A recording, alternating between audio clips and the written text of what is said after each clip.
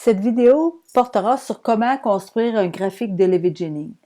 Ceci dans le cadre du cours d'instrumentation biomédicale. Tout d'abord, à quoi sert un graphique de Levi-Jennings? Bon, le graphique de Levi-Jennings, c'est une forme de carte de contrôle qui facilite l'observation sur une longue période des résultats analytiques des échantillons de contrôle, puis ça, c'est en vue d'évaluer la performance des méthodes d'analyse. Si on regarde un peu plus près ici, pour le AU480, on voit que le graphique de Levi-Jennings est dans la partie de droite. Sur l'écran, on peut voir, entre autres, le nom du test. Ici, c'est les protéines totales, le nom du contrôle avec son numéro de lot. Les valeurs attendues, on a la moyenne ici, puis un petit peu plus bas, on a l'écart type. Puis on peut voir que chacun des contrôles enregistrés mais s'enregistre dans le graphique de Levi-Jennings. Maintenant, de quoi ai-je de besoin pour faire cette carte de contrôle, c'est-à-dire ce graphique de Levi-Jennings? On a besoin des valeurs de contrôle de qualité que j'utilise pour la méthode d'analyse, c'est-à-dire la moyenne puis l'étendue. On peut retrouver ça sur la bouteille fournie au laboratoire, mais ça peut aussi être sur le feuillet de la compagnie.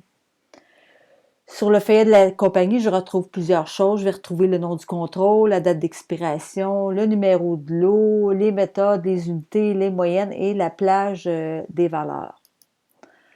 Je vais vous montrer un peu à quoi ça ressemble sur une feuille de la compagnie. Donc, ici, on peut voir que c'est la compagnie Biorad. Le nom du contrôle étant l'IFOCheck. On a les deux contrôles ici. Sa date d'expiration, le 29 février 2020. Le numéro de lot est ainsi. Donc, ici, je peux voir que pour j'ai des méthodes manuelles. Si je continue plus bas, je vais voir autre chose. Je vais voir pour le Beckman-Coulter, c'est-à-dire le AE480. Donc, je vais avoir quelles analyses sont faites, les unités. Pour chacun des niveaux, je vais avoir la moyenne. Puis, à côté, je vais avoir la plage de valeurs, c'est-à-dire la plage, c'est la moyenne plus ou moins 2 écarts types. Ça, je l'ai pour le niveau 1, qui a un certain numéro de lot, et pour le niveau 2. Maintenant, les calculs que je dois faire pour faire une carte de contrôle, un graphique de Levi-Jennings, j'ai besoin de faire la moyenne, calculer la moyenne. J'ai besoin aussi de calculer l'écart type. Ça, l'écart type, je peux le calculer à partir de l'étendue, qui est toujours la moyenne plus ou moins 2 écarts types. Donc, si je prends l'exemple ici pour la U480, l'exemple que je vais prendre, c'est pour l'albumine. Donc, j'ai les valeurs ici en grammes par litre pour le niveau 1 et le niveau 2. Si je veux calculer l'écart type pour l'albumine, si je regarde pour le niveau 1, je vais prendre 43,1 moins 35,0. Comme ça a la valeur de 4 écarts types, donc je vais faire diviser par 4, je vais avoir un écart type de 2,025. Si je fais la même chose pour le deuxième niveau, donc 30,6 moins 24,8, encore là divisé par 4, 1,45. Donc, l'écart type pour le niveau 1, c'est 2,25, 0,25.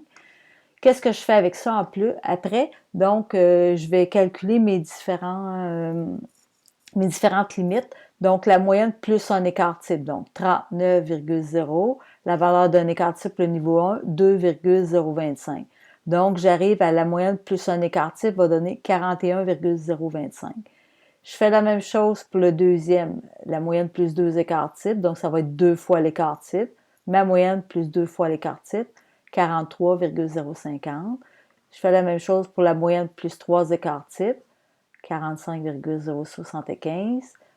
Maintenant, la moyenne moins 1 écart type, donc moins 2S, 2,025, moins 2 fois l'écart type, moins 3 fois l'écart type. Donc, j'arrive avec différentes limites ici. Qu'est-ce que je fais ensuite avec ça? Je continue. Donc, ma carte de contrôle. Ensuite, je positionne en X mes limites que je viens de calculer. Je viens de calculer ma moyenne, la valeur de 1 écart, moyenne plus 1 écart type, plus 2 écarts types, plus 3 écarts types. Et la même chose, moins 1 écart type, moins 2 écarts types, moins 3 écarts types. Là, finalement, on peut voir que j'ai ma carte de contrôle qui est bâtie. C'est-à-dire que je peux entrer maintenant mes séries avec l'échelle des X qui va me permettre ensuite de pouvoir interpréter. Dans une carte de contrôle, dans un graphique de Levi-Jennings, j'ai toujours quel est le nom du contrôle sur lequel je fais ça. Ensuite, j'ai mon niveau. Oups, c'est une petite erreur, c'est pas le niveau 2, ça va être le niveau 1. Le lot est à 26 431, la date d'expiration, quelle est la méthode d'analyse et l'appareil que j'utilise.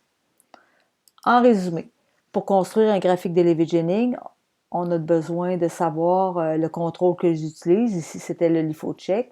Son numéro de lot, ici, c'était le 26431. La méthode, c'est-à-dire l'albumine, puis c'était avec la méthode du verre de Baumol-Crézol, puis c'était sur la U480. J'ai besoin ensuite de calculer les limites, c'est-à-dire la moyenne plus 1S, 2S, 3S, et la moyenne moins 1S, moins 2S et moins 3S. Que fait-on ensuite avec cela? Avec ça, qu'est-ce qu'on fait? On bâtit ensuite dans le temps le graphique de Levi-Jennings, c'est-à-dire qu'à toutes les fois que je passe un contrôle à l'appareil, je vais entrer la valeur sur cette carte de contrôle-là. Donc, si je regarde, je l'ai entré 1, 2, 3, 4, 5, 6 fois. Donc, j'ai passé 6 fois ce contrôle-là sur l'appareil et on voit les résultats qui sont présentés par les points sur la carte de contrôle.